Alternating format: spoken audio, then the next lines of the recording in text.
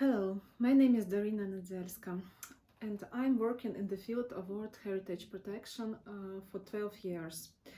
First, I worked at the World Heritage Site Kyiv, then in the Ministry of Culture and Information Policy of Ukraine, and currently I'm culture consultant and UNESCO desk in Ukraine. My previous life was full of discoveries of other countries, their cultures. I danced Argentine tango. I volunteered at the Home for Children with Disabilities and Elder People. The normal course of my life was interrupted first with the COVID lockdowns and then with the full-scale war. The full-scale invasion of Russian Federation reached me in Kyiv. On the February 24th, I woke up to sounds of explosions and to numerous calls and messages from colleagues and relatives urging me to pack and leave. But on these first days, the perspective of road panic scared me much more than remain in my home, even amid the air raid alerts and missile attacks. Moreover, on the first day of the war, we had a funeral of a very close family friend. So in this morning, we went to church and cemetery, hearing the distant sounds of explosions.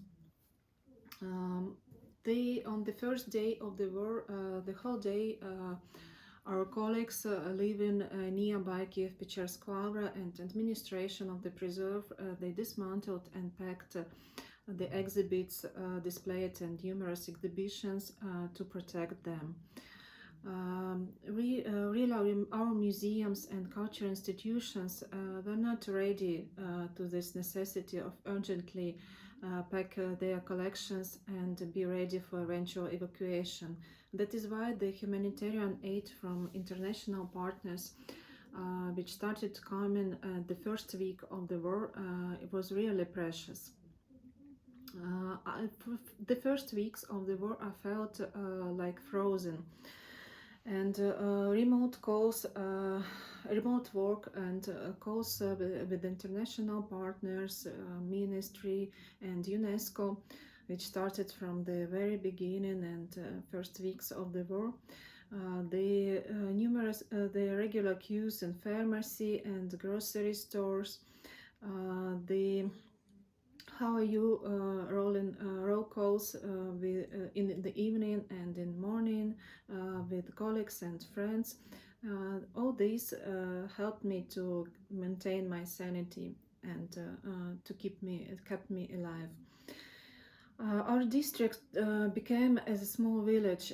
We greeted each other, we helped each other, especially elderly people who need more help.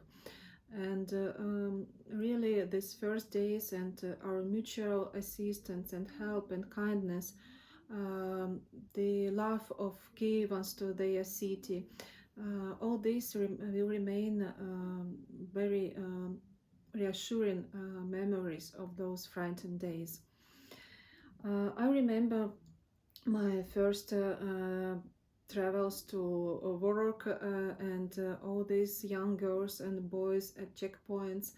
We all carried snacks for them in our cars, and I remember also this feeling of relief when my goddaughter and her father finally managed to escape from Bucha after the occupation, and this endless anger towards the invaders. And I remember these dark streets of Kyiv where we can still hear street musicians playing the famous Ukrainian song I Have No Home, which gained a new meaning in those circumstances. We all learned to live our new life very close to death, and we plant flowers at the grave of the people that we loved. We bake cookies with yellow-blue patterns for our militaries. We learn to wave camouflage. We learned to wave camouflage nets and make trench candles during lunch breaks. And our children donate their birthday present money to the needs of the armed forces.